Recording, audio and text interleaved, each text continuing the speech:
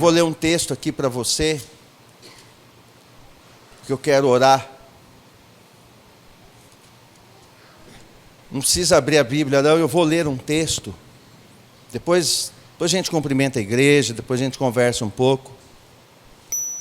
Paulo e Silas estavam na cadeia, eles estavam na prisão, apanharam injustamente, foram presos injustamente, estavam sendo apontados, humilhados injustamente. E ali eles estavam na prisão. Mas a palavra diz que eles começam a louvar, eles começam a cantar. Aí as prisões se abrem, os presos ficam livres para sair. E o carcereiro então quer se matar. O carcereiro quer dar uma lançada, enfiar a espada, ele quer se matar de algum jeito, ele vai se matar. Porque ele sabe que se escapasse preso, o governo romano o mataria, porque a culpa é do carcereiro. Mas aí Paulo, não faça isso. Não faça isso. Estamos todos aqui. E aí em Atos 16:31 diz que esse carcereiro vai cuidar das feridas de Paulo e de Silas, e leva eles para casa e vai cuidar deles, e trata deles e cuida deles. E no livro de Atos, capítulo 16:30 diz assim: em seguida, conduzindo-os para fora, rogou-lhes: senhores, o que eu preciso fazer para ser salvo? Ele pergunta. O carcereiro pergunta para Paulo e para Silas: o que eu preciso fazer para ser salvo? Eles prontamente lhe afirmaram: crê no Senhor, assim será salvo tu e os da tua casa. E lhe ministraram a palavra de Deus, bem como a todos de sua casa. Naquela mesma noite, tomando-os consigo, lavou-lhes as feridas, os ferimentos, e logo foi batizado ele e todas as pessoas da sua casa. Então insistiu para que subissem à sua casa, onde lhes preparou mesa farta, e com todos os seus expressava grande alegria por haverem crido em Deus. O carcereiro foi salvo junto com toda a sua família, mas quem é que teve a atitude? O carcereiro. E quem é que foi salvo? O carcereiro e toda a sua casa. Toda a sua casa, e essa é uma promessa. Crê no Senhor, assim será salvo tu e a tua casa. Tu e os da tua casa. Atos 16:31, quando você for dobrar teu joelho em casa, no lugar secreto, naquele cantinho só teu, naquele momento só teu, pega a Bíblia, abre esse texto e apresenta para ele, fala: Senhor, o Senhor disse que é eu e minha casa. É o Senhor que diz que se eu crer é eu e minha casa. Apresenta para ele, porque ele diz assim, entra na minha presença e apresenta as tuas razões. Que razões você tem para me pedir a salvação da tua família? Ele pergunta. Aí eu falo: a razão é a tua palavra. O Senhor disse que é salvo eu e minha casa, porque o carcereiro foi o carcereiro e a casa. Raabe foi a Raabe e a casa, toda a família dela, de uma prostituta. Foi salva ela e toda a família. Noé foi Noé e a casa, toda a família. Então vai seguindo assim. Josué fala pela família: eu e minha casa serviremos ao Senhor. Então o olho do Criador não está só em você, está em você e na tua casa. Então precisamos nos colocar na brecha, orando pelos da nossa casa. Apresentar a nossa casa perante Ele. O olhar de Cristo é um olhar geracional. Geracional. O que é geração? Geração no hebraico tem a ver com um marco no passado. A palavra geração, totov, no hebraico significa, ela tem o seu simbolismo, a sua direção assim, é um marco no passado, que é perpetuado no presente e me abre porta para o futuro. Geração quer dizer isso. Na palavra hebraica, o sentido da palavra é isso. Geração, um marco no passado, perpetuado no presente, e me conduz a uma porta no futuro. Isso mexe com todas as minhas gerações, toda a minha casa.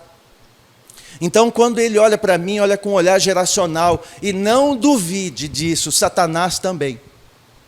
Quando ele quer destruir uma criança, um filho, ele arrebenta o casamento para pegar os filhos, porque ele também tem um olhar geracional. Não pense que ele vai destruir um casamento e fica por isso. Não, não. Ele arrebenta a corrente. É o ladrão que quebra o cadeado da casa. E normalmente o ladrão não leva o cadeado, ele só quebra. Ele entra na casa e pega os bens. Para você entender, o cadeado é o casamento, é a união. Então, quando ele arrebenta com um casal, ele larga esse casal jogado. O que ele quer são os filhos. Ele quer é a joia que está lá dentro da casa, dentro da família. Porque Satanás também é geracional. Se o meu Criador é geracional, se Satanás é geracional, eu também preciso ser. Eu não posso ficar olhando só para o meu umbigo. Eu preciso entender que para que esse evangelho chegasse a mim, custou sangue de muitos irmãos, apóstolos, ministros, que foram deixados à míngua, morreram decapitados, comidos por leões, para que o evangelho chegasse até mim. Para hoje eu falar assim, a Bíblia essa tradução, eu não gosto dessa tradução. Eu preciso olhar o marco do passado, perpetuar isso no presente e manter essa porta aberta para o futuro, porque tem gerações depois de mim que precisam também dessa palavra. Amém?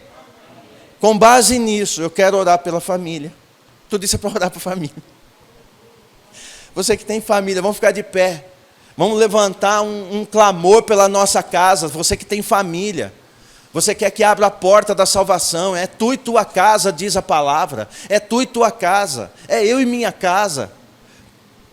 Então nós vamos colocar a família no altar de Deus. Eu e minha casa serviremos ao Senhor, está escrito aqui. Josué 24:15. Ele fala por sua própria casa, eu falo pela minha. Eu e minha casa serviremos ao Senhor. Amém?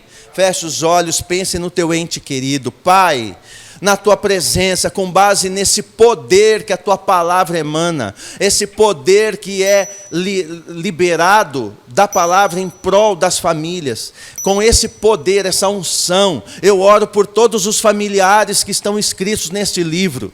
Simbolicamente colocaram um nome, mas esse nome representa alguém, e esse alguém está sendo posto em memória agora perante ti, no teu altar, para que a tua mão de pai venha, tu és o pai de família, tu venhas e venha de encontro, trazendo salvação, trazendo restauração, cura, remissão, trazendo prosperidade, honra, tirando da humilhação, tirando da divisão, tirando dos marasmos que vêm destruindo famílias, que venha de encontro à tua mão, Pai, e venha organizar e trazer a tua paz, o príncipe da paz, traga paz na família. Assim eu oro e apresento a ti. Oro também e coloco todas as autoridades, porque toda autoridade nasceu em uma família. Então qualquer autoridade que seja, ela é membro de uma família, então que essa autoridade seja posta na tua presença, para que o teu nome seja honrado através dessas vidas, dessas famílias e dessas autoridades. Nós cremos na tua palavra, nós acreditamos que a tua palavra é a verdade, e nós acreditamos que em algum momento da história veremos os nossos, assim como o carcereiro viu os dele, assim como Raabe viu os familiares dela, assim como Noé viu a sua família sendo salva, assim estamos pelos olhos da fé, vendo os nossos sendo alcançados, por causa da tua palavra, não por nós, é por tua palavra, pelo teu cuidado com a família. Assim nós oramos e apresentamos a ti em nome de Cristo, para que Cristo seja glorificado na nossa família. Assim seja, e você diga amém. Amém. Pode sentar. Aleluia. É eu e minha casa, é tu e tua casa. Eita glória. Que a paz seja com você, toda a tua família. Muitas pessoas da igreja já estão melhor, já estão bem, cada vez melhor. Quem está bem vai ficar melhor. Quem não está vai ficar bem, mas quem está bem vai melhorar, e todos estaremos juntos aqui. Aleluia. Eu não sei se vai dar tempo. Ontem nós ministramos, e eu deixei no grupo aberto para algumas perguntas, e eu fui vendo algumas perguntas, assim, que é natural. Quando eu me converti, eu tinha muita dúvida, e às vezes não tinha condição de estar perguntando tudo, e eu ficava no trailer do meu pastor, que ele vendia lanche. Eu fui ganho numa chapa de lanche. E aí ele ficava fazendo lanche até de madrugada, e eu saía do culto, ficava até de madrugada lá, porque daí ia diminuindo as pessoas, e aí eu tinha um tempo para poder falar com ele, e fazer as minhas perguntas, e perguntar para ele, e falar com ele a respeito das dúvidas que eu tinha, né? Então é natural a gente ter dúvida, é natural a gente ficar questionando, querendo entender. E aí eu abri para algumas perguntas. Eu vou tentar, tem duas que tem mais, assim, mas aos pouquinhos, né? Porque temos uma vida toda. Então eu vou tentar responder algumas perguntas ou uma pergunta. Essa daqui ela é boa, eu fiz ela muitas vezes. Eu acho que talvez você também. Diz assim a pergunta, ó: nós que somos filhos, temos que exercer os princípios para prosperar. Isso é palavra, amém. Mas aí surge uma dúvida, porque isso foi falado inclusive ontem. Então por que pessoas que estão no mundo não querem nada com Deus e às vezes são tão ricas financeiramente falando? É uma dúvida. Porque para que o cristão ele tenha uma prosperidade, ele precisa cumprir princípios do reino. Ontem falamos sobre princípios do reino. Então, para que ele cumpra princípios do reino, ele vai ter que exercer a prática de alguns princípios do reino. Práticas normais concernentes à prosperidade, que é um leque total. Mas o pessoal que não conhece, que está no mundo, não faz nada disso, e tem alguns que são muito ricos, inclusive.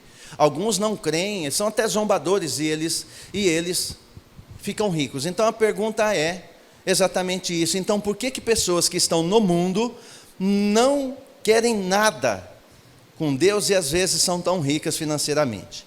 Abra sua Bíblia no Salmo 73, eu vou te mostrar que esse não é uma dúvida comum e só de hoje, ela é antiga. Salmo 73, abre aí. Eu já fiz essas perguntas, e ele vai passar por isso, o salmista da família de Asaf. Davi, ele tinha alguns salmistas que compunham salmos, nem todos os salmos são de Davi, tem salmo de Moisés, tem salmo de Asaf, da família de Asaf, de Jedutum. Então tem salmos assim, esse aqui é um salmo da família de Asaf, e esse salmo da família de Asaf, ele diz assim, todo mundo achou aí, o Salmo 73, você vai ver que essa dúvida ela permeia. Diz assim no verso 1: com toda a certeza Deus é bom. Então o salmista não tem dúvida quanto a isso. Ele é bom para Israel, ou seja, para todos quantos cultivam um coração sincero. Então ele é bom para todos que têm um coração sincero, amém. Mas aí ele vai trazer para ele vai pessoalizar, e ele fala assim, agora você presta atenção, o que ele vai falar. Quanto a mim, os meus pés quase tropeçaram, por pouco não escorreguei, porquanto eu acumulava inveja dos arrogantes, ao ver a prosperidade desses ímpios. Então ele viu o ímpio prosperando, ficava com inveja, ficava com raiva. Eles não passam por crises e sofrimentos, e têm um corpo esbelto, saudável, são bonitão, tudo gente chique. Eles estão livres dos fardos cotidianos impostos a todos os mortais. Ele está dizendo, no caso, inclusive ele. Não são atingidos por doença, têm saúde, são ricos, prósperos, como a maioria das pessoas. Por isso, a soberba lhes serve de colar. Eles são soberbos ainda por cima. Em seu orgulho se vestem de violência, são brutos com a gente. E do seu íntimo brota a maldade, assim como da mente transbordam todos os ardis. Eles zombam, e suas palavras são repletas de malícia. Em sua arrogância exaltam a própria corrupção. É corrupto, ainda ele exalta a corrupção dele. E o salmista está aqui magoado, ele está amargurado. Eu faço tudo certinho, esse povo, olha, dá tudo certo para eles. Contra os céus eles dirigem as palavras de suas bocas, e pela terra fazem espalhar a maldade de suas línguas. São fofoqueiros ainda por cima. Por isso, seu povo se volta para eles e se delicia, sorvendo suas palavras, até saciar-se. Eles questionam, agora eles vão zombar, ele fala assim, eles ainda zombam. Eles dizem assim, acaso poderá Deus saber disso? O Altíssimo se ocupará desses assuntos? Assim são os ímpios, sempre seguros, acumulando riqueza, pensando dessa forma, em vão conservei puro o coração e lavei as mãos em sinal de inocência. O salmista está dizendo, é tudo em vão que eu estou fazendo, é tudo em vão, porque eu vejo o povo faz nada, é um povo porco na vida, é um povo sujo, e eles estão prosperando, esbelto, rico, parece que tudo que fala dá certo, comigo dá tudo errado. O salmista está em crise, irmão. Você já entrou nessas crises? Eu já. Aí, para que me atormento, para quê? Ele está se perguntando, para que eu me atormento o dia todo e sou repreendido toda manhã? Caso levasse a efeito me expressar assim, eu teria renegado a linhagem de teus filhos. Verso 16. Agora você presta atenção, porque até aqui ele está com essa mesma dúvida. Mas aí ele diz assim no 16, todavia, quando busquei compreender tudo isso, reconheci que eu estava diante de uma tarefa muito acima das minhas forças. Para entender isso é muito difícil. Eu faço tudo certo e dá errado, eles fazem tudo errado e dá certo, com a minha mente não dá. Até que, diga até que, entrei na casa de Deus, entrei em Betel, e então compreendi o destino dos ímpios.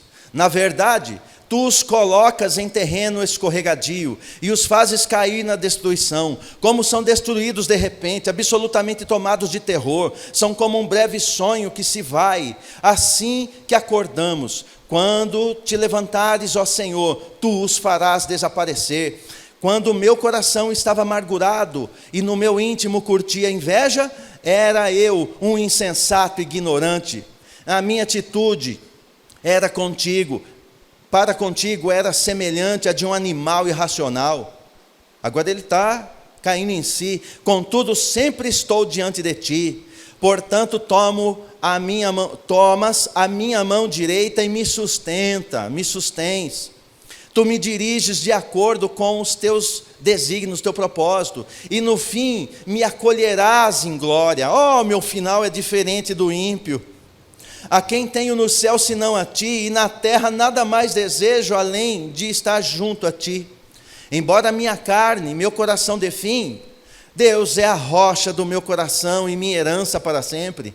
Eis que perecerão os que de ti se afastam. Tu exterminarás a todos os que te rejeitam. Eu, porém, tenho por felicidade estar na tua presença, estar na presença de Deus. Em ti, eterno Deus, deposito minha plena confiança para proclamar todas as tuas obras. Pegou aí? Até o verso 16, ele está em crise, olhando, segundo a pergunta, a mesma coisa. Como que pode? Faz tudo errado e dá tudo certo. Mas quando ele entra em Betel, quando ele entra na casa de Deus, quando ele vai para a presença do Altíssimo, aí ele vai ver que o fim deles é diferente do fim dele. Aí ele fala, ah não, o próspero sou eu. Então, voltando à pergunta, por que as pessoas que estão no mundo não querem nada com Deus e às vezes são tão ricas financeiramente falando? Porque a riqueza deles muitas vezes é só o dinheiro. E a riqueza que o reino dá é um leque completo. Ele é completo, pode até não ter ouro e prata, mas o que eu tenho eu te dou. Lembra de Pedro? Eu tenho um conteúdo que o rico não tem, caso ele não tenha a palavra. Então tem muitas pessoas que têm muita coisa, mas não têm uma felicidade completa do lado de dentro. E cai na questão do salmista. Então não é muito difícil quando eu, como um cristão, estou numa crise e vejo aquela pessoa fazendo tudo errado e dando tudo certo, dá uma certa ira, mas aí eu tenho que fazer igual ele fez. Eu vou para casa, eu vou para Betel, eu vou para a presença dele, vou chorar, eu vou reclamar com ele, e aí ele me faz enxergar o que eu não estava enxergando. Ele próprio diz, não fique com inveja de quem está prosperando assim, porque o teu fim não é igual ao deles. O teu fim é outro, o teu final é outro. Sem contar que o material é passageiro, mas a salvação, o reino é eterno. Amém? Foi respondido? Então a pergunta é essa. Por que eles prosperam? Porque a prosperidade deles está resumida só naquilo e nem é prosperidade. Porque tem muito rico, milionário, gastando metade da sua fortuna para tentar salvar a sua própria vida. Talvez num leito de hospital, talvez em depressão. Pessoas que dão tanto valor ao dinheiro que se matam, tiram a sua própria vida. com depressão, com dores, com sofrimento. E sem contar que com o suor do rosto prospera. Então, se ele trabalhar, ele vai ter normal. A questão é que se você trabalhar, você vai ter também. Só que eu trabalho, tenho, mas aí eu tenho debaixo da bênção do Altíssimo. E aquele que o salmista está falando aqui, ele está olhando de pessoas que desdenhavam, pessoas orgulhosas, pessoas ruins e que prosperavam. Aí ele entra na presença e ele vai ver que isso é passageiro, isso é falso, isso não tem solidez. Amém? Deixa eu ver a hora, porque tem mais uma pergunta, não sei se dá tempo. Eu vou fazer só a pergunta, tá? Não sei se vai dar tempo aqui de responder, ó. Quem sai da igreja, saiu automaticamente do reino? Vocês acham? Quem sai da igreja, automaticamente saiu do reino? É uma pergunta. Primeiro a gente tem que dividir essa pergunta e entender ela. É assim, é impossível eu sair da igreja. Eu não posso sair. Por quê? Pergunta por quê? Porque eu sou a igreja. Você é igreja, não tem como você sair. Porque a igreja não é um local, é um estado. Eu sou a igreja. Eu vou no mercado, eu não deixo de ser igreja para eu ir no mercado. Eu sou a igreja onde eu estiver, eu vou representar o reino. Então não tem como eu sair da igreja. Mas eu entendi assim o teor da pergunta. Vamos para a primeira parte dela. Tem um texto aí que está em Hebreus que deixa mais claro, porque da igreja eu não saio, mas da congregação sim. Veja aqui Hebreus capítulo 10, verso 25, está aí, acho que está em cima. Diz assim, ó. Não abandones a tradição de nos reunirmos como igreja. Então, reunir-se 2 ou 3, reunidos como igreja, é uma tradição. É algo bom de se fazer, é natural de se fazer. Segundo o procedimento de alguns, ele diz, não abandonemos esse hábito. É um costume maravilhoso, ele é muito bom, é corpo de Cristo. Segundo o procedimento de alguns. Mas, diz aqui, ó, pelo contrário, motivemo-nos uns aos outros, tanto mais quanto vedes que o dia está se aproximando. O dia está em maiúsculo, porque fala do dia do rapto da igreja. Fala do dia da volta de Cristo. Então ele liga o estar na congregação com o estar ligado ao reino para aquele dia. Tem uma outra versão que é o mesmo texto, numa outra tradução, que diz a mesma coisa com outras palavras. Todas as Bíblias têm várias traduções, mas uma não contradiz a outra. Então nessa outra tradução, diz assim, ó, ela é uma tradução corrigida e fiel, ela diz assim, ó, não deixando a nossa congregação, como é costume de alguns, não de todos, mas de alguns, antes admoestando-nos uns aos outros, e tanto mais quanto vedes que se vai aproximando aquele dia. Então ele está dizendo, não deixe a nossa congregação. Então eu vou voltar para a pergunta. Quem sai da igreja, saiu automaticamente do reino? Não dá para sair da igreja, porque igreja eu sou, então é o meu estado. Quando você deu a vida a Cristo, nasceu de novo, você é igreja, a palavra igreja é eclésia, tirado para fora. Ele te tirou de um sistema do mundo e colocou você na posição de um príncipe, de uma princesa, de um filho, você é filho. Nasceu de novo, então você é. E aí, nós nos unimos em 2 ou 3, e ali ele está, onde ele ministra, e vai fazer agora que eu nasci, ele vai me fazer crescer. Aonde? No meio da congregação dos santos, diz a palavra. Agora, o texto de Hebreus está falando que não se deve deixar a congregação, não a igreja, porque a igreja, ele sendo igreja, ele pode deixar a congregação. E eu tenho um estudo que, talvez a gente passe nos estudos, mas eu só vou adiantar isso aqui para você. Tem vários, mas aqui são os principais. Quais os motivos básicos de deixar a congregação? Já que eu volto para a pergunta. Quem sai da igreja, saiu automaticamente do reino? Então, quais os motivos básicos de deixar a congregação? Primeiro, geográfico. Então a gente tem vários casos, a pessoa muda de cidade, muda de estado, muda de país. Então ela deixa a congregação e vai lá no seu país, ou na outra cidade, ou no outro estado, ou na mesma cidade. A cidade de São Paulo, cidade de grandes capitais, às vezes ele muda de bairro, já não consegue mais congregar onde ele congregava.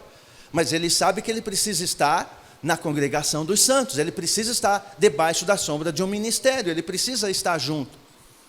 E quando ele está junto, E ele precisa estar, ele vai lá no outro bairro. Então ele busca uma outra congregação. Então ele saiu e foi. Então a primeira razão de se deixar uma congregação é geográfica, só isso. Segundo motivo básico, fome e sede da palavra. Às vezes está numa congregação cujo coração está cheio de gratidão, mas ele tem fome da palavra. Então até ali ele caminhou, ele bebeu, ele comeu, mas ele quer aprofundar no conhecimento, ele quer mergulhar na palavra, ele quer mergulhar nos estudos, ele quer aprofundar nesse rio. Então ele muda de congregação segundo a sua fome e sede. Você vai num restaurante e você escolhe o que você quer comer. Vai num restaurante popular, você vai. Mas se você quiser comer algo assim mais nobre, você vai ter que ir para outro lugar. Mas você vai comer, o motivo é a comida, a fome e a sede da palavra. Então ele tem fome. Esse aqui é o segundo motivo do qual as pessoas às vezes mudam. Mas neste caso, quando muda, é só isso, só fome e sede. Ele deixa para trás assim um rastro de gratidão.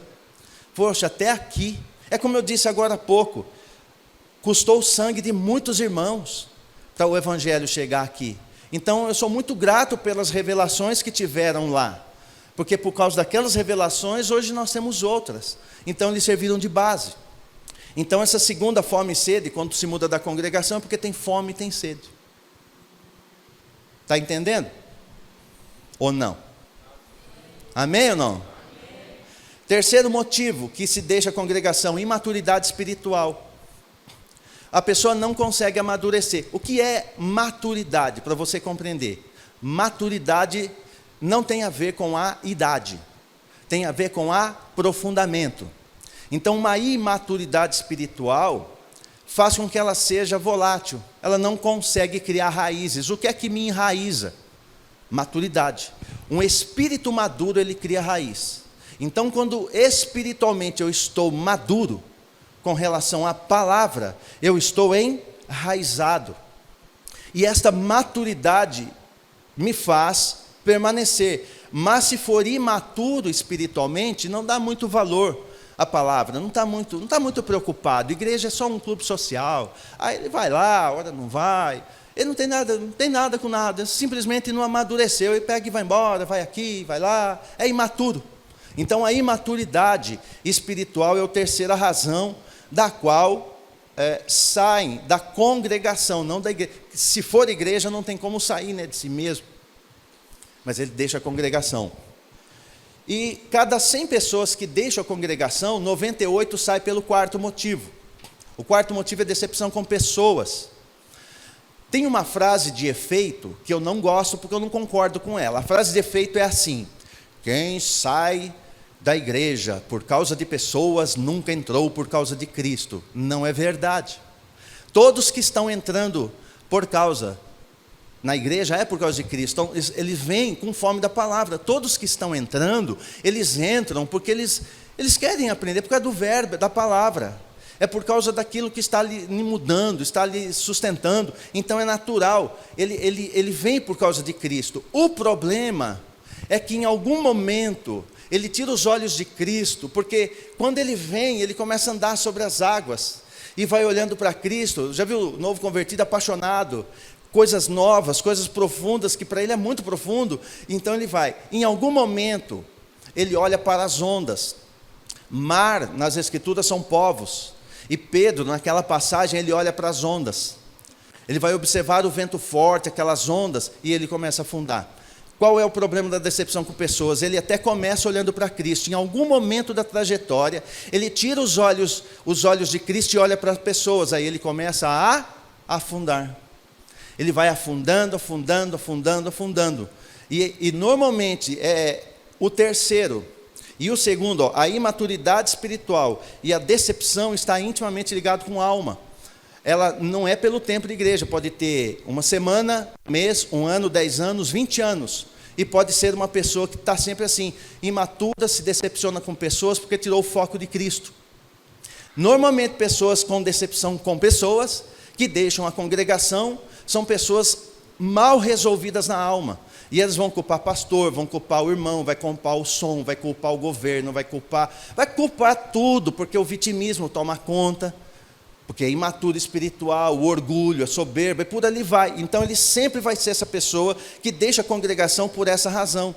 E quem deixa por causa de decepção com pessoas porque é imaturo, ele vai passar em 50 congregações na vida, se o tempo lhe der, e não pare em nenhuma, porque o problema não está na congregação, está na pessoa. Então é preciso resolver com a pessoa. Então todo mundo que sai da igreja, ele vai cair em um desses 4 pontos, sempre. Não tem outro, é um desses 4. Tem pessoas que não conseguem vir à congregação, não conseguem se deslocar e vir à congregação, talvez por uma enfermidade, ele não saiu, ele não vem, mas ele não saiu, é que ele não está conseguindo, são outras razões. Mas normalmente vai cair nesses 4, ou geográfico, ou fome e sede da palavra. Se ele tiver fome e sede da palavra simplesmente ou geográfico, ele sai com o coração cheio de gratidão. Mas se ele for imaturo, daqui a pouco ele olha para pessoas, porque ele é imaturo, já não tem raiz. Então normalmente ele pode sair sempre decepcionado com pessoas, porque no fundo ele lança nas pessoas o defeito que é dele. Aprenda isso, aprenda isso.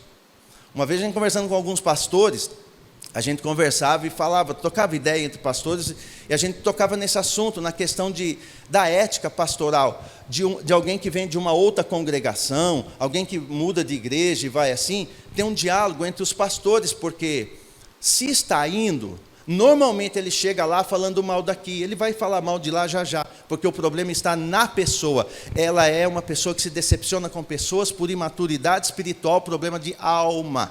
Amém? Está respondido então? Quais os motivos básicos de deixar a congregação? Geográfico, fome e sede da palavra, imaturidade espiritual ou decepção com pessoas. Dos quais 98% é por decepção com pessoas, porque tirou o olho de Cristo faz tempo. Então quem sai da igreja saiu do reino? Sim, do reino saiu. Quem deixou não a igreja, porque não dá para sair da igreja, ele continua sendo igreja, mas não vai reinar, porque ele não consegue suportar o irmão, ele não aceita ser maduro. Ele não aceita ser aperfeiçoado, ele não se submete à liderança, ele não amadurece. E além de não amadurecer, ele adoece e adoece os outros que têm contato com ele, porque ele é leproso, lepra que cai os pedaços. Espiritualmente vai se despedaçando e a lepra tem esse poder contaminador. Então, não reina. Para reinar, é como diz lá em Hebreus, não deixando a tradição de nos reunirmos como igreja, porque é na igreja que vai ter a medula, juntas e medulas. O que é junta e medula? Junta e medula, na linguagem, são os 5 ministérios. É pastor, apóstolo, profeta, mestre, evangelista. Ah, mas eu não suporto isso daí. Então você ainda não está maduro realmente, está imaturo, está com problema de alma, e em algum momento deixa a congregação. Então esse é o motivo básico de quem sai da congregação, não da igreja. Mesmo igreja, mesmo sendo filho, não vai reinar, ele sai do reino, ele perde o reino, ele lança fora a coroa, porque ele não consegue tolerar, ele não consegue se aperfeiçoar no meio do povo. Todo mundo que sai da igreja, todo mundo, e não é aqui não, é qualquer lugar, isso é na terra, todos que saem de uma congregação, vai encaixar aqui, um dos 4, não tem outro motivo. Amém? Manda dúvida lá, o que eu puder responder com base na palavra, eu vou respondendo para vocês. Então fica atento, fica ligado nessas questões, são questões do nosso dia a dia. Por que o ímpio lá prospera? Por que eu estou fazendo certinho? Não, porque para começar ele não sabe o que eu sei, a quem muito é dado, muito é cobrado, então eu tenho que fazer mais que ele para poder prosperar, primeiro. E para sair do meio da congregação, vigia se não é por causa humana, se for humana você já tirou o olho de Cristo. Faz tempo, está contaminado, volta rápido olhando para Ele, olhando para Cristo, o autor da nossa fé. Se eu tiro o olho dele, eu passo a não crer mais. Amém? Que amém, murcho, irmão? Amém? Amém? Amém. Então é isso, manda pergunta lá, que na medida do possível a gente vai respondendo para vocês. Pode ser pergunta cabeluda, a gente busca na palavra. Se não souber, eu pergunto ao meu pastor. Vamos lá. Ontem nós tivemos uma ministração debaixo do tema a manifestação do reino dos céus na terra. O meu sonho é que o reino do céu se manifeste na minha vida, na minha casa, na minha família, na minha cidade. Então, a manifestação do reino dos céus na terra. Abre Gênesis 28, enquanto eu oro.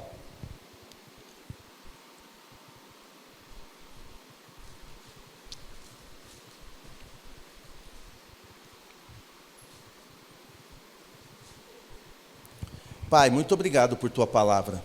Obrigado pelo teu zelo, pelo teu cuidado. Obrigado pela revelação, obrigado pela iluminação. Obrigado porque sabemos quem somos, em quem estamos e para quem nós vamos. E tudo isso com base no teu amor que nos comprou pelo teu sangue. Obrigado, Pai, e que a tua palavra possa nos dar a direção correta e concreta daquilo que tu tens para cada um de nós. Assim seja para a glória do teu nome, em nome de Cristo. Amém.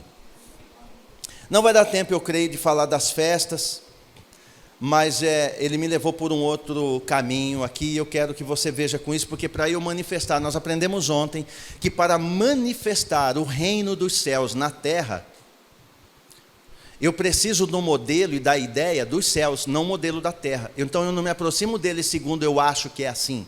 Eu oro assim, eu acho que é assim que ora, eu acho que eu sirvo assim, já está bom, eu acho que é do meu jeito, do meu jeito que eu vou fazer. Esse achismo de baixo para cima é Babilônia, confusão. A ideia do reino é a ideia do rei que vem de cima, então é ele que determina como eu devo fazer. O nome disso é princípio. O rei do reino, que é Cristo, estabelece princípios, preceitos, leis, juridicamente corretas, para que eu cumpra os princípios e eu possa então trazer o reino dos céus para a terra. Você vai ler comigo algo aqui, no verso 10, Gênesis 28, 10. Estão comigo aí? Gênesis 28, 10. Jacó partiu de Berseba e rumou para Harã. Chegando a determinado lugar, parou para pernoitar, porquanto o sol já se havia posto no horizonte, e tomando uma das pedras dali, usou-a como travesseiro e deitou-se. E teve um sonho no qual viu uma escada apoiada na terra. Seu topo alcançava os céus, e os anjos de Deus subiam e desciam por ela, por essa escada. Eis que o Senhor estava de pé diante dele e lhe anunciou: eu sou Yahvé, o Deus de Abraão, o Deus de teu pai e o Deus de Isaque. Deus de Abraão, teu pai, e o Deus de Isaque. A terra sobre a qual dormistes, eu a dou a ti e a tua descendência, tua posteridade se tornará numerosa como a poeira do solo.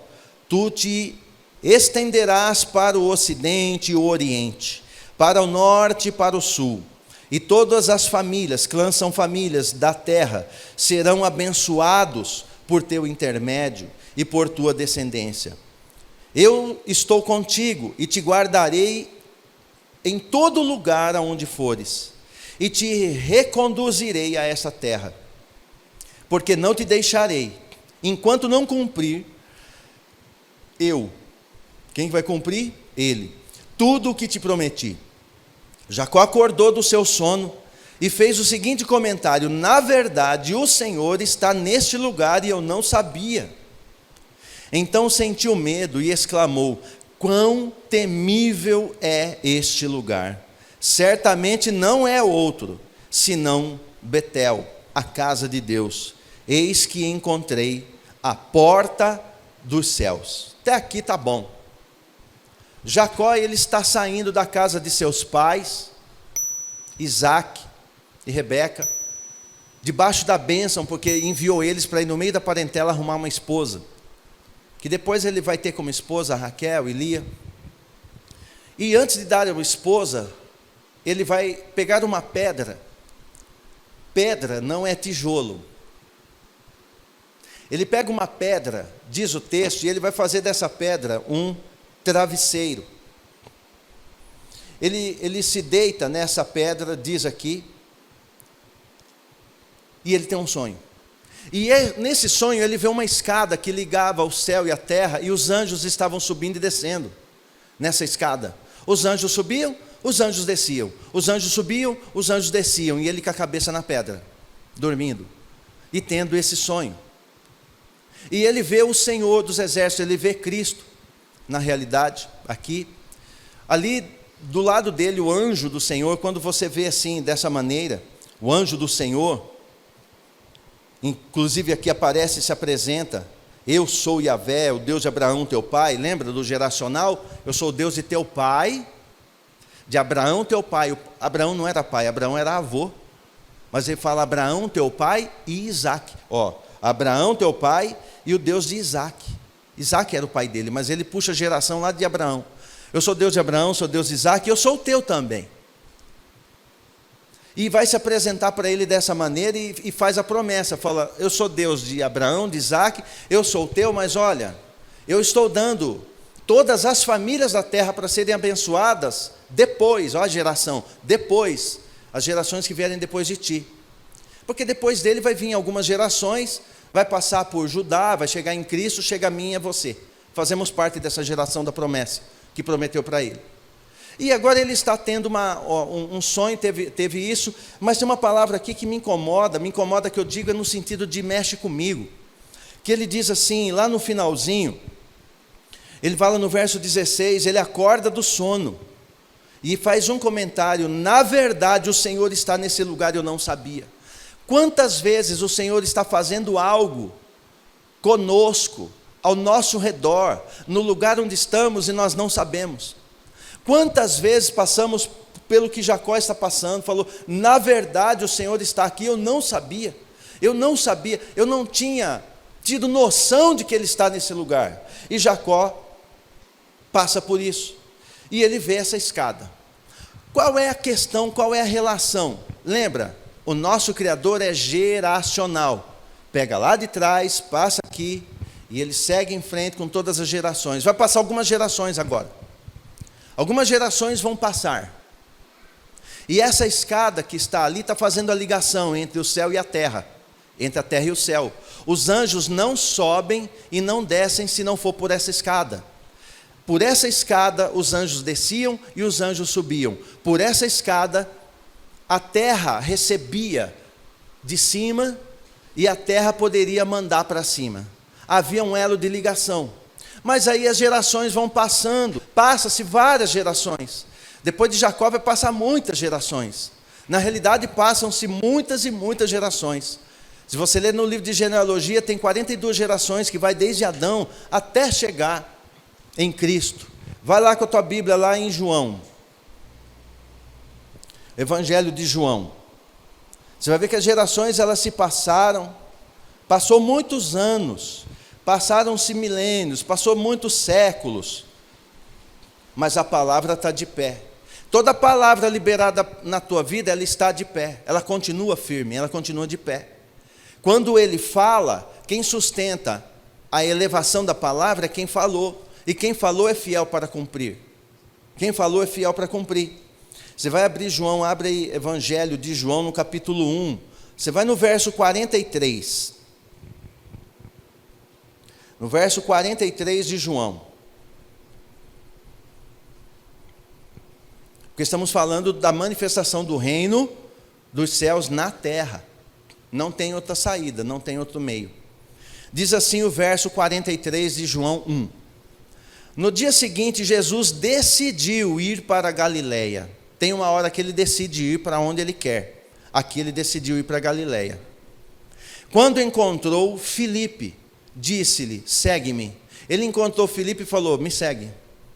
Um dia ele encontrou a mim e falou: me segue. Um dia ele encontrou você e disse: segue. Ele é assim. Ora, Filipe era de Betsaida, cidade de André e de Pedro. Filipe encontrou a Natanael. Não foi Cristo, foi Filipe. E Cristo encontra Filipe, fala: me segue. E Filipe agora encontra Natanael.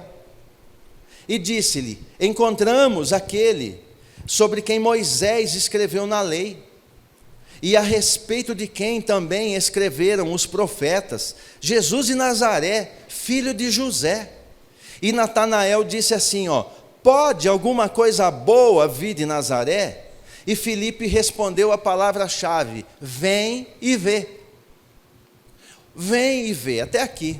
E ele vai falar para Natanael, Filipe diz para Natanael: vem e vê. Porque nós encontramos o Messias. Aquele que Moisés fala, está nos profetas, nas escrituras, nós encontramos ele. Na realidade, nós fomos encontrados por ele. E agora ele diz para Natanael: vem e vê. Natanael duvida, e ele diz: então vem e vê. Quando Natanael chega, diz o texto, aqui no verso 47, Jesus viu Natanael, aproximando-se, disse a seu respeito. Natanael não abriu a boca. Cristo olhou para ele e disse assim: eis um verdadeiro israelita, em quem não há falsidade. E disse Natanael: de onde me conheces? Respondeu-lhe Jesus: antes de Filipe te chamar, quando tu estavas debaixo da figueira, eu te vi. Natanael exclamou: mestre, tu és filho de Deus, tu és rei em Israel. E Jesus respondeu: porque eu disse que te vi debaixo da figueira, crês? Pois tu verás coisas muito maiores do que estas. Olha para mim. Ele olha para Natanael e tem esse diálogo com Natanael, e Natanael se espanta. Segundo alguns historiadores, Natanael tinha a mesma idade de Cristo, o que significa que quando Herodes lança um decreto que era para matar todo menino abaixo de 2 anos, porque quando veio a notícia para Herodes, que era um imperador romano, de que o Messias havia nascido, segundo a palavra ali dos magos, ele lança um decreto.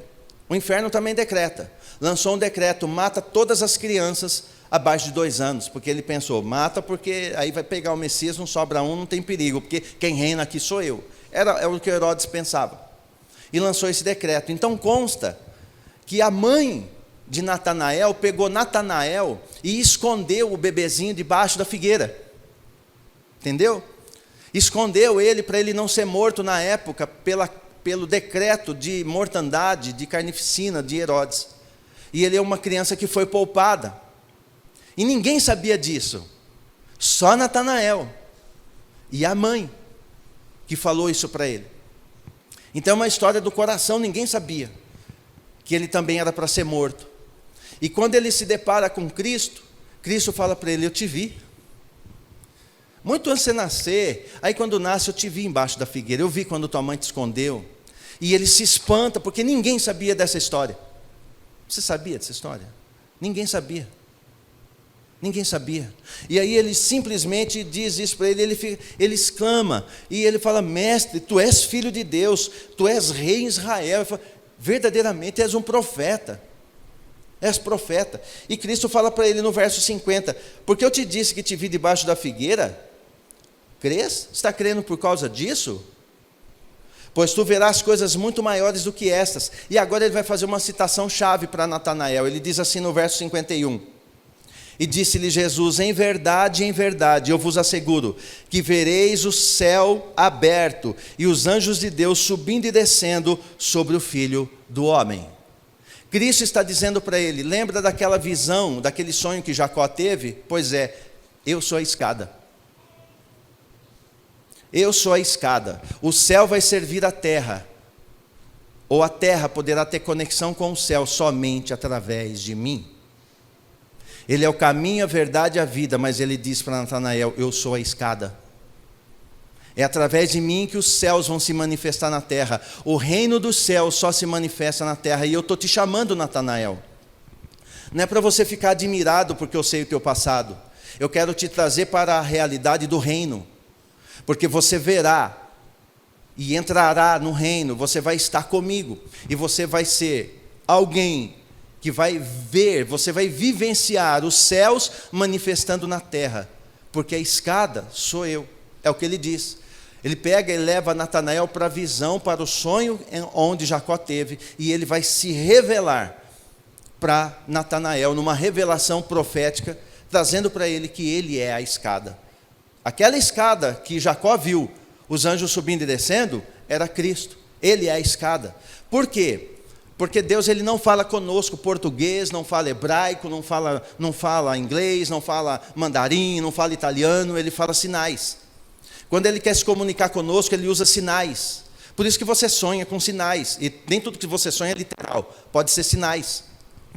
Então ele fala por sinais, e ali na escada é o sinal, ele é a escada.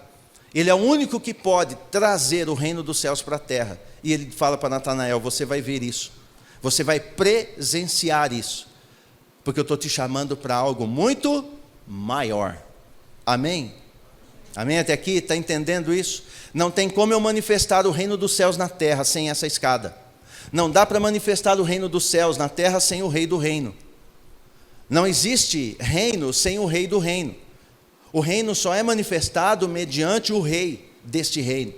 Então o reino dos céus é manifestado na terra mediante a escada. E essa escada que é Cristo, eu preciso estar nela, eu preciso compreender. Não tem outra forma de eu me conectar ao céu, porque ela serve de cima para baixo e de baixo para cima. Não numa ideia minha, porque a escada é Cristo. Eu vou pegar a ideia do alto e vou usar essa ideia que é Cristo. É o único elo de ligação que eu tenho com o reino dos céus. E eu vou poder transitar através de Cristo e chegar ao trono. Então Cristo é essa escada. Então não tem outro mecanismo, não há outro mecanismo para manifestar o reino na terra. Amém? Vai para Apocalipse. Ou melhor, antes de Apocalipse tem um texto que eu quero que você leia comigo. Isaías 1,19, está aqui, não precisa abrir. Eu acho que esse vai estar aqui, é mais fácil. Porque eu vou rápido, a gente já vai para o término. Daqui a pouco, Isaías capítulo 1,19.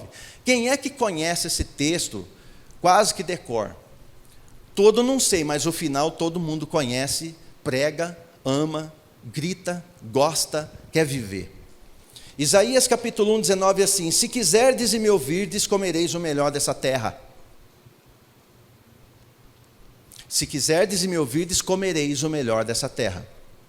Você aprendeu ontem que quando Adão ele peca, e ele morre, ele se distancia do céu. Quando Adão se desconecta do trono, ele perde ligação com o mundo espiritual, com o rei, com o pai, com o Criador. Quando ele perde essa conexão, ele não dá mais uma resposta ao céu, a terra deixa de dar uma resposta para Adão. Você aprendeu isso ontem, amém? Então quando ele deixa, passa por isso. Mas o texto está dizendo que se eu quiser e eu ouvir, se quiserdes e me ouvirdes, comereis o melhor dessa terra. Ele está dizendo, a terra vai voltar a te servir. Tudo o que você precisa está na terra. O ouro que você almeja, a paz, a prosperidade, a tranquilidade em família, a tua saúde. Você sabia que o teu organismo, o corpo físico, tem zinco, tem ferro, tem cobre, tem tudo que tem na terra, minerais, sais minerais, está tudo aí no teu corpo. Aonde que está isso? Na terra. Só que a terra não dá uma boa resposta mais por causa do pecado. Isso você aprendeu ontem, você vai ter que ver lá para entender isso. Mas o texto está falando que se eu quiser eu posso comer o melhor da terra. Não é que eu vou comer algo da terra eu já como, nós já comemos, o mundo come. Mas ele está dizendo, eu estou te sugerindo o melhor da terra.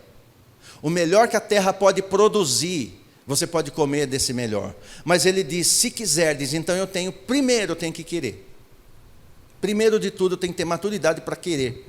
Eu quero, é lógico que eu quero. Aí ele vai me dar uma ordem. E me ouvirdes. Ouvirdes no hebraico, ouvir no hebraico está ligado ao meu ouvido e aos meus pés. Eu ouço e ponho em prática o que eu ouvi. Obediência só é completa quando eu executo o que ouço. Obediência só é completa quando eu executo aquilo que ouvi. Então, quando a palavra diz ouvir, está dizendo em outras palavras, obedecer o que eu estou falando. Então, se você quiser e me ouvir, é condicional. Esse e me ouvires é condicional. Então, ele está dizendo em outras palavras, para que você coma o melhor da terra, primeiro você precisa conectar com o céu. De novo, vai ser a mesma coisa. Sem conexão com o céu, a terra não dá para mim o que tem de melhor. Para que eu tenha o reino manifestado na terra, eu preciso ouvi-lo primeiro. Ou seja, eu vou obedecê-lo. E como que eu obedeço? Por fé. Você aprendeu ontem alguns princípios do reino. Você lembra quais são eles? Não está marcado, não. Princípio de autoridade. Isso é princípio do reino. O que é princípio de autoridade? É todo aquele princípio que eu exerço de reconhecimento de baixo para cima. Então, no reino, ele é estabelecido em autoridade. Se eu não reconheço a autoridade, não tem princípio do reino aplicado. Porque eu nunca vou reconhecer a autoridade de Cristo. Ah, não, eu reconheço a autoridade de Cristo. Claro que eu reconheço, mas então eu tenho que reconhecer tudo o que ele fala, porque é ele que falou que vos dará pastores segundo o seu coração. É ele que te dá um pai e a mãe. É ele que te dá autoridades para ministrar em teu favor. Então, se eu obedeço, eu começo obedecendo o que ele fala. Então, a autoridade sempre é um exercício de baixo para cima. Segundo o princípio do reino, honra. O princípio de honra, ele tem sido negligenciado. Para reinar, eu preciso princípio de autoridade, eu preciso exercer o princípio da honra. O da honra já não é só de baixo para cima, como é de cima para baixo, como é nas laterais. Eu posso honrar quem eu quiser. Seja meus pais, seja os filhos, seja pessoas ao meu redor, a honra, honrar é um reconhecimento junto com o investimento. Pego ali uma flor, um presente, alguma coisa e levo e falo, olha, isso aqui é porque eu amo muito a vida, eu quero honrar você, eu reconheço o que você representa para mim. Isso não tem hierarquia, mas é um princípio de honra. Tem gente que não honra ninguém nunca. E quando honra esperando da pessoa. Não, é princípio do reino. Tudo que eu faço no reino, o assunto é com o rei, nunca com pessoas, é com o rei. Eu faço para você, mas quem vai acreditar para mim é o rei. Se eu faço para você esperando de você, não é princípio do reino. O princípio do reino é tudo que eu faço para o rei deste reino. Qual foi o terceiro? Princípio de fidelidade, junto com o princípio de lealdade, que parece o mesmo, mas não é. Princípio de fidelidade é o que eu faço aqui fora. Princípio de lealdade é o que eu faço aqui dentro. Então, aqui dentro eu sou leal, e aqui fora eu pratico o fruto dessa lealdade. Isso você aprendeu ontem. Aí teve o princípio da entrega, tivemos até um teatro aqui para você poder entender. O princípio da entrega. A entrega é quando eu pego algo e eu entrego, eu tenho aqui o meu lenço e pego e entrego para alguém. Vamos supor que aqui tem alguém, eu vou entregar meu lenço, entreguei. Para mim não sobra nada. O princípio da entrega não fica nada com você, é tudo para o rei. Esse é o princípio da entrega. Se eu entregar isso e aquilo não, eu não entreguei. Se eu não entregar tudo para ele, eu não entreguei nada. Para Cristo, se eu não der tudo da minha vida para ele, e para ele eu não dei nada. Para ele ou é tudo ou é nada. Então, o princípio do reino, eu preciso entregar tudo. E o último, que foi citado ontem, é o princípio da fé. Porque sem fé eu não pratico nenhum deles. E vou viver independente e depois eu vejo a conta, o que vai dar. Porque a igreja eu já sou, afinal, né? Já sou filho. Só que não reina. O reino começa a ser exercido desde agora, desde já. Então, dentro desses princípios todos, vem Isaías, o profeta, e diz, se você quiser e me ouvir, se conectar de volta comigo, deixa eu te dizer, a terra vai voltar a produzir em teu favor, com o que ela tem de melhor, é para você. E não vai haver cobrança, não vai ter nada, apenas você vai se conectar a mim. Se você quer, então me ouça. E para ouvi-lo, eu ouço aqui. Então, quando eu ouço o rei, ouço a palavra, eu atento para Cristo, a terra me responde. Esse é o princípio. Abra Apocalipse, capítulo 12. Apocalipse 12. Não vai dar tempo de eu falar das festas, mas eu vou falar um pouco desse Apocalipse 12, logo no verso 1. 12, 1. Apocalipse 12, verso 1.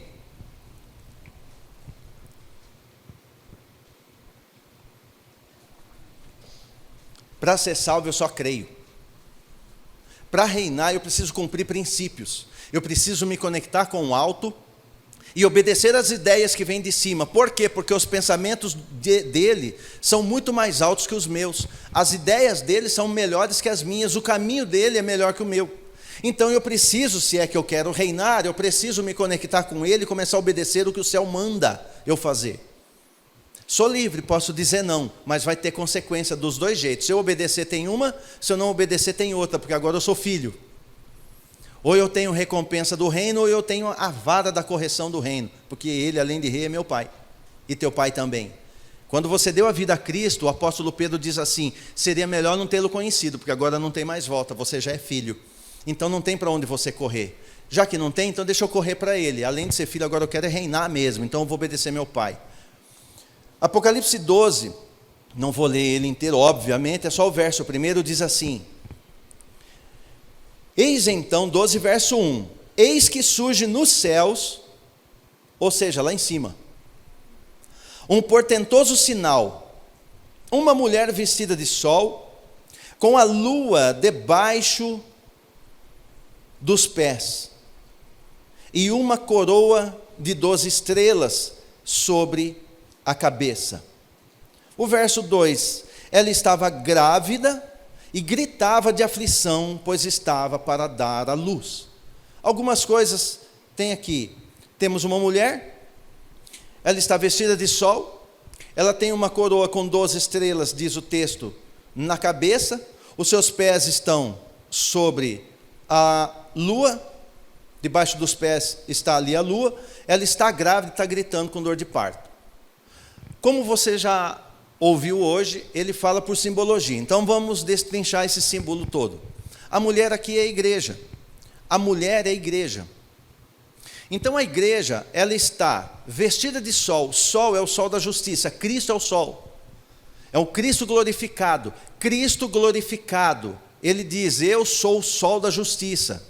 Então o Cristo glorificado não é aquele Cristo humanizado, não é aquele Cristo que veio como homem, agora aquele já está glorificado, e a igreja, por isso que eu sei que é a igreja, porque ela está vestida de Cristo, ela está coberta, debaixo da cobertura de um Cristo glorificado, e na sua cabeça ela está com uma coroa de 12 estrelas, porque aqui fala de sinais dos céus, estrela está em cima, não embaixo, mas os seus pés estão na lua, lua fala de sinais também, e a lua fala de duas coisas, fala de sinais, e a lua ela também fala da humanidade de Cristo, Cristo homem, lua, Cristo glorificado, sol. Então ela está firmada na rocha, em Cristo, na sua obra, na obra de Cristo, na obra da cruz, e ela está vestida de um Cristo glorificado. Essa é a mulher, que é a igreja.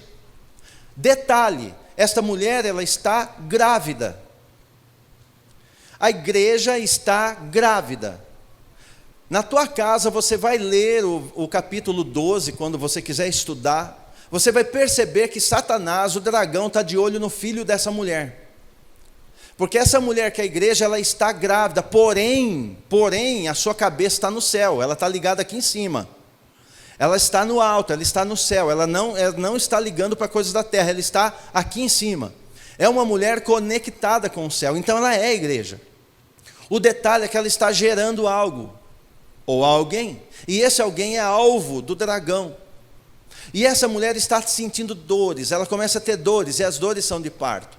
E o dragão, na tipologia, Satanás, vai estar nos versos seguintes, ele está olhando para tragar esse filho, chamado filho varão. Detalhe, quando o filho varão nasce, diz o texto que ele nasce e ele já vai para o trono. Quer ver? Lê comigo, vamos ler. De repente apareceu outro sinal no céu, verso 3. Não está aí, mas está aqui. Sinal no céu, está vendo? Sinais são sempre no céu. Um poderoso dragão vermelho com 7 cabeças e 10 chifres, possuindo sobre as cabeças 7 coroas. Fala de governo, fala do anticristo, fala das nações, fala de perseguição, mas não vou falar sobre isso.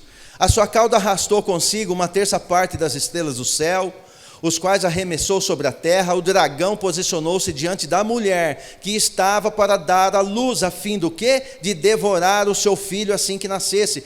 Satanás, o dragão, ele quer devorar o filho dessa mulher. Ele quer devorar o filho dela. E o filho dela está para nascer, porque ela já está com dores. E o dragão quer porque ele quer devorar. Mas olha aqui, todavia nasceu-lhe um filho, um homem, ou seja, um filho varão, que reinará sobre todas as nações, com um cetro de ferro. E o seu filho foi arrebatado para junto de Deus, e da onde? Do seu trono. Então a mulher está grávida, o filho está para nascer, dragão está querendo tragar esse filho, consumi-lo, matá-lo, mas aí o filho nasce, e ele é arrebatado. Ele vai embora, ele é arrebatado para junto de Deus e do seu trono. A mulher fugiu para o deserto, para um lugar que lhe havia sido preparado por Deus, para que ali a sustentasse pelo período de 3 anos e meio. Esse é o período que está escrito aí, 3 anos e meio, 1260 dias. 3 anos e meio, para a grande tribulação são 7 anos. Então, significa que esse filho, ele vai antes dos 3 anos e meio. Esse filho é arrebatado antes. Esse filho, o varão, são os vencedores que vão reinar com vara de ferro. Ele representa o filho varão, que são os vencedores. Quem são os vencedores? Se a mulher é a igreja, quem são os vencedores? São as pessoas que estão dentro da igreja. A igreja está gerando pessoas que têm um timbre de vencedor. São pessoas que cumprem princípios do reino, pessoas que manifestam o céu na terra, pessoas que são conectadas com o rei, pessoas que são diferentes das outras, embora está tudo na igreja, tudo como igreja, está sendo gerado dentro da igreja. Um filho varão, os vencedores estão dentro da igreja. Vai ser retirada no rapto da igreja, uma igreja de dentro da igreja. E aqui ficar, porque não é vencedora, mas ela é mulher. Ela é a igreja, ela vai ser perseguida. Mais à frente você vai ver que ela vai ser perseguida e vai ser morta no meio da grande tribulação. Por quê? Porque se morrer no meio da grande tribulação, ela ainda vai ser vencedora. Mas não precisa. Aqui diz que assim que o filho varão nasce, ele é raptado. É a primeira ida da igreja. O filho varão, ela vai ser raptada. Você está prestes a ser raptado. Aqueles que são vencedores serão raptados primeiro. Mas para que isso ocorra, eu preciso estar conectado com o Rei do Reino. Eu preciso ver qual é a obra que o Rei do Reino está fazendo na terra, porque tem uma escada. Enquanto eu estou aqui, eu preciso fazer algo aqui, que é a ideia dele lá. Eu não faço o que eu quero aqui. Aqui eu faço o que ele quer que eu faça, porque vem de lá a direção. Então o que o rei determina no meu coração, assim faço. E com isso eu vou matando a mim mesmo, para viver a vontade dele. Vou matando a minha vontade, para que a dele seja satisfeita. Então eu vou anulando a minha vontade, para fazer a vontade do Pai. O que eu faço para reinar? Anula a sua vontade, para fazer a vontade do Pai. É a base do reino. A base do reino é essa. Mas se a minha alma é desajustada, eu sou filho, mas eu não estou apto para reinar. Então eu fico. Então eu preciso estar conectado aqui. E deixa eu te falar, esses dias eu tenho orado. A gente sempre ora na igreja para que você tenha um útero profético, que você gere as bênçãos, que você gere. Já de uns dias para cá eu estou gerando para que nós fiquemos estéreis. Eu quero uma igreja estéril, que não gere nada. Eu quero uma igreja que não gere nada. Eu vou explicar por quê. Porque quando ele quis Isaac, o filho da promessa, filho de Abraão, ele chamou Sara. Sara é o quê? Estéril. Quando ele quis Jacó, ele chama Rebeca. Rebeca era o quê? Estéril. Todas essas mulheres representam a igreja. Quando ele quis fazer um movimento profético, levantar um rei para Israel, ele precisava de um grande profeta, ele chama Ana. 23 anos orando para ter filho, estéril. Quando ele vai chamar um homem no povo de Israel para ajuizar o inimigo, e esse homem, o nome dele é Sansão. Quando ele vai chamar, ele quer um homem para anular e matar o inimigo, quer sair os filisteus, ele chama a esposa de Manoá, estéril. Os grandes homens são gerados por mulheres estéreis. Então, o grande problema da igreja hoje no Brasil e no mundo é que ela gera muito. O problema dela ser uma igreja geradora é que ela gera muito. Ela começa a gerar pela sua vontade e gera o que ela bem entende. Mas uma igreja estéril gera o que ele quer quando ele quer. Uma igreja estéril só gera o que o rei quer e quando ele quer. Uma igreja que está estéril está totalmente à mercê da vontade do rei. Ele vai gerar na hora que ele quiser e quem ele quiser. Na hora certa, Sara gerou Isaac. Na hora certa, Rebeca gerou Jacó. Na hora certa, Raquel gera José. E por ali vai. Na hora certa. Tudo na hora certa. Então uma igreja estéril é aquela que está totalmente voltada e dependente a fazer segundo a ideia dele. Porque uma igreja que gera muita coisa, ela acaba tendo muita coisa, mas das muitas coisas que ela tem, ela acaba não tendo o que ele quer que tenha. Uma igreja que gera muita coisa, é muito abençoada, é departamento para todo lado, é muito movimento, é muito prédio bonito, é muito holofote, e vai gerando, e vai gerando, e vai gerando, e vai gerando, e ele está esperando ela ficar estéril para ele poder gerar o que ele realmente quer.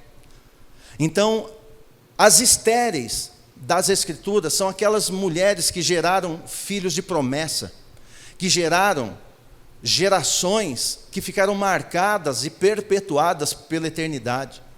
Então, a igreja ela tem que estar estéril na presença dele. Ah, mas e Maria? Maria não era estéril, mas era virgem. Maria era virgem, ela não tinha conhecido homem algum, ela mesma diz. Hoje me fala, quem que não conheceu homem algum? Toda a igreja se pendeu para a idolatria em algum momento da sua vida. Eu servi as trevas por 26 anos. Quando eu vim para Cristo eu não era mais virgem.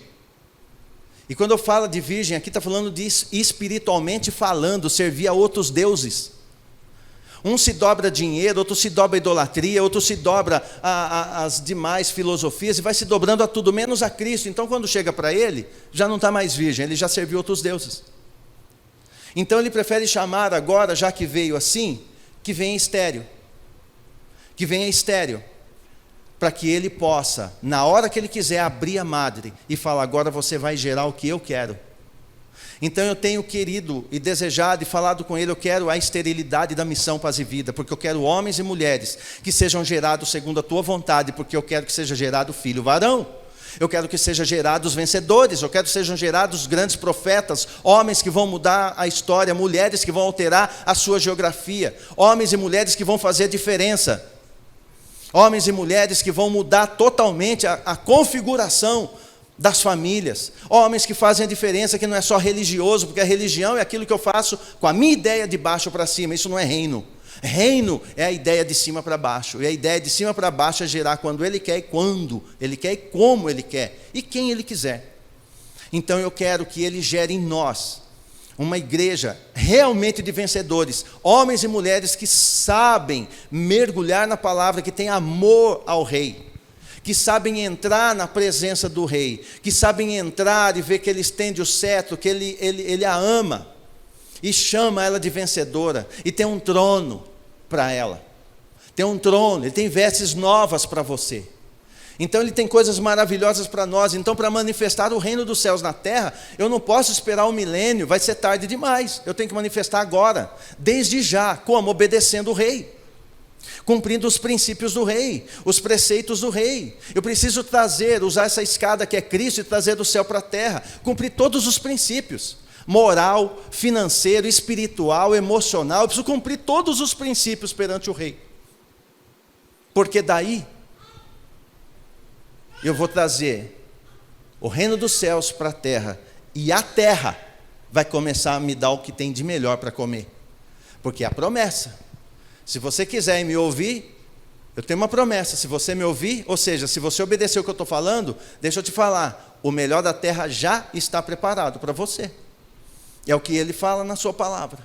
Então nós, na condição de filhos do rei, você não é religioso, você não faz parte de uma religião, você é filho do rei. E como filho do rei, filha do rei, precisamos agir como tal.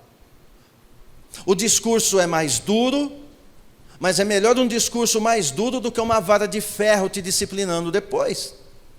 Pelo menos é a ideia que eu tenho, né? Eu prefiro. Porque você não faz ideia de como vai ser difícil. Dura coisa é cair nas mãos do Deus vivo, diz a palavra. Então é melhor eu obedecê-lo agora, porque ele é rei. E por amor ele vai me disciplinar. Por amor ele vai me disciplinar. Então por que eu já não me disciplino desde já e procuro ser um cristão melhor? Trazendo o reino para a terra. Expressar o amor de Cristo na terra. Expressar as maravilhas de Cristo na terra. Por que Cristo, falávamos ontem, andava sobre as águas, falava com o vento, falava com o animal, falava com o peixe, falava com tempestade, e tudo tinha que obedecer, porque agora a terra lhe sujeita, a terra está sujeita a ele. como homem. Por que a terra não se sujeita a nós? Porque nós não nos sujeitamos ao rei. Se eu quebro a conexão aqui, a terra não me responde. Para que a terra me dê uma resposta positiva, eu preciso obedecer ao rei. Quanto mais eu obedeço ao rei, mais a terra obedece a você. A terra é reflexo de quem você é. Como Adão ele pecou e ficou cheio, amargo, cheio de espinho, ficou mal para ele, a terra vai produzir o que ele tem. A terra é reflexo do que é Adão, mas nós não somos filhos de Adão. Nós somos filhos de um rei, que tem um reino sempre eterno. Então eu preciso refletir a face de Cristo na minha, e quando eu olhar para a terra tem que dar uma resposta para mim. Mas ela só me responde depois que eu respondo ao rei. Amém? Eu acho que por hoje está bom, porque depois mais para frente eu vou falando dos sinais, porque eu tenho que falar das festas, é muita coisa para manifestar o reino. Eu estou com o reino borbulhando dentro de mim sobre o reino, eu creio que o rei já vem vindo. Numa dessas quartas-feiras aí para trás, no livro de Daniel, ele nos falou aqui, pela sua palavra, para tirar os olhos das nações e olhar para os tronos que já estão sendo colocados. Está lá em Daniel capítulo 7. Ele fala para Daniel, tira os olhos das nações, pode tirar os olhos, olhe para cá, veja, eu já estou colocando os tronos. Então o rei vai estabelecer o seu reino, e ele busca os seus fiéis, os seus filhos do reino desde agora. Você não é uma pessoa comum, você entrou nesse lugar, então você precisa se preparar para reinar.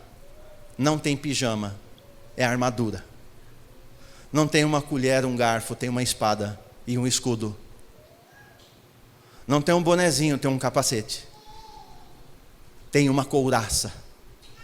Tem um cinturão da verdade. É o que tem. E sapatos que vão tornar os seus pés formosos para pregar o evangelho. Então você entrou num ambiente de formadores e vencedores. E deixa eu só falar, é melhor não correr, porque o rei vem vindo aí. Amém? Então, para que eu manifeste o reino dos céus na terra, eu preciso dar uma resposta ao céu. É muito fácil eu falar assim, eu creio, vem o teu reino, manifesta. Sim, mas eu estou dando uma resposta. Se eu der a resposta, o reino naturalmente se manifesta. Que tipo de resposta eu estou dando ao rei? Dependendo da resposta que eu dou a ele, é a resposta que a terra dará a mim. Aí tudo vai dar certo para mim, aí eu não fico igual o salmista. Porque daí ele vai começar a prosperar. Davi era rico, próspero. Salomão ele não tem problema com prosperidade, ele não tem problema de enriquecer seu povo, ele não tem esse problema. Ele não tem. O único problema é dar uma resposta a ele. Ele já é o dono de todo ouro e prata. E por que ele não põe na minha mão? Porque eu sou imaturo. Eu não olho para o rei, eu não obedeço o rei. Eu quero fazer do meu jeito. Eu quero fazer do meu jeito. E não é do meu jeito. O reino tem um rei.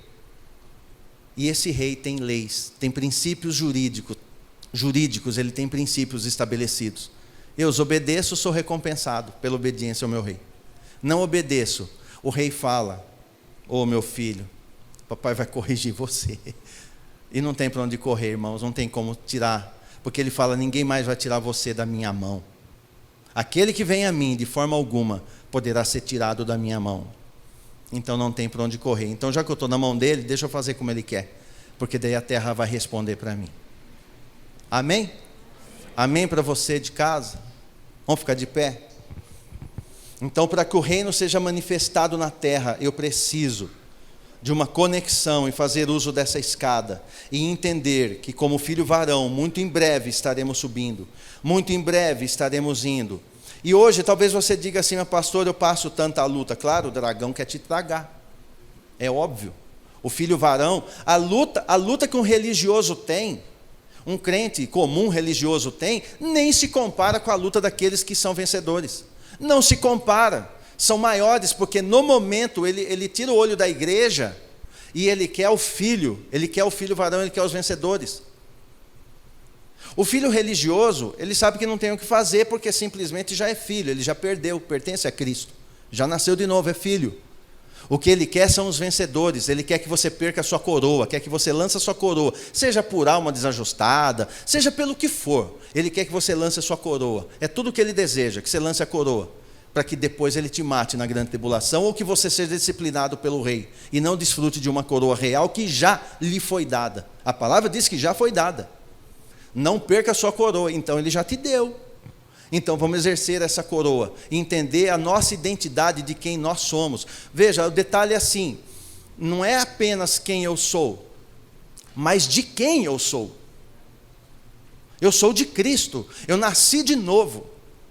Então eu sirvo a um Cristo vivo, geracional, que olha para mim, para toda a minha casa, toda a minha família, para você e toda a tua casa e tua família. Então é a esse que nós servimos. E que venha o teu reino, porque breve seremos arrebatados, raptados, na primeira ida. Na segunda é só no fim dos 7 anos. E vai ser difícil, irmãos, é bom ir na primeira. Amém? Feche os olhos. Pai, que possamos ser fortalecidos em Ti, que a nossa fé seja acrescentada por Ti, confessamos nossas fraquezas e faltas e necessidade e dependência de Ti, e que essa noite seja um marco para nós, porque o que nós queremos é a manifestação do reino dos céus na terra.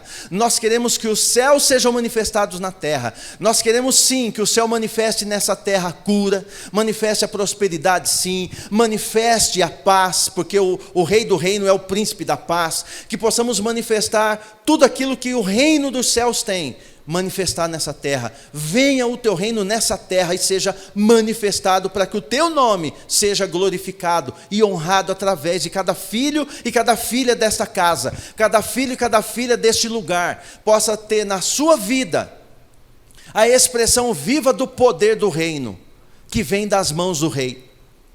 Em nome de Cristo, que você seja alguém que vai gerar exatamente o que o rei quer, quando ele quer, da forma que ele deseja, porque os pensamentos dele são mais altos, e ele tem coisas muito maravilhosas para cada filho, e que isso seja cumprido na nossa vida, seja cumprido na nossa existência, para que possamos dar uma resposta aos céus, para que os céus venham e sejam conectados e ligados, manifestando o reino dos céus na terra.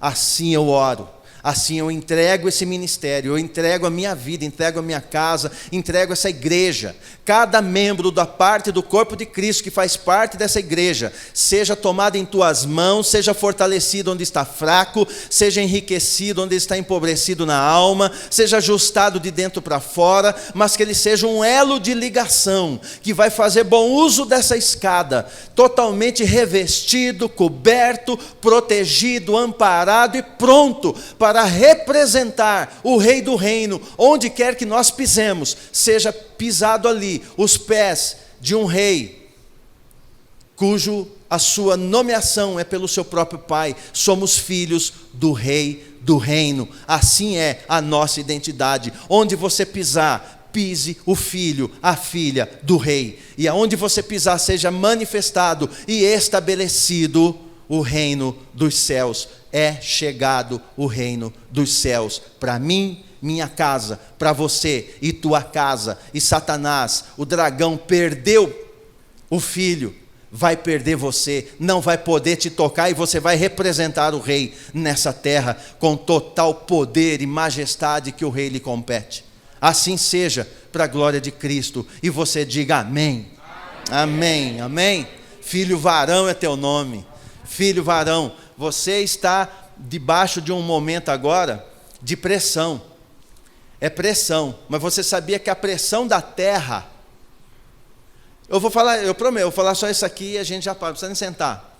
A pressão da terra, se você pegar um grão de trigo e jogar na terra, um grão de mostarda, um grão de feijão, um grão de milho, você joga ele na terra, chega à terra, a pressão da terra vai fazer ele vai morrer.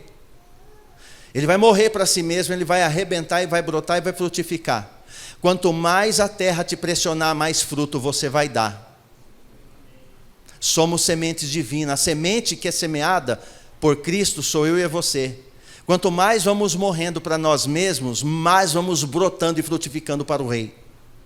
Estamos prontos para sermos frutificadores e gerar muitos frutos para o Rei. Mas eu preciso que Ele cuide da minha alma, que os meus desejos sejam diminuídos até anulados para que o dele seja satisfeito. E aí sim, o reino vai ser estabelecido por completo. Aí você vai botar a mão sobre o enfermo, ele vai ser curado. Você vai liberar a palavra para aquele que está passando mal, aquele que está sendo injuriado, aquele que está sofrendo, aquele que está sendo humilhado. E você vai liberar uma palavra, e o reino vai manifestar em prol, através da tua vida, primeiro dentro de você, depois através de você. Assim seja, hoje e sempre. Amém? Bem-vindo ao reino. Bem-vindo, filhos do rei. Filhos e filhas do rei, independente da idade. Amém? O Isaac já nasceu filho de rei. Amém? Louvado seja o Senhor, e que a luz de Cristo brilhe no teu rosto, com um brilho que só o rei dá. Porque o cetro dele já estendeu para você. E que o teu rosto brilhe, seja a expressão viva da glória bendita de um rei que é sempre eterno. Assim seja, em nome de Cristo, e você diga amém. Amém. Pode dar um aplauso ao rei. Aleluia.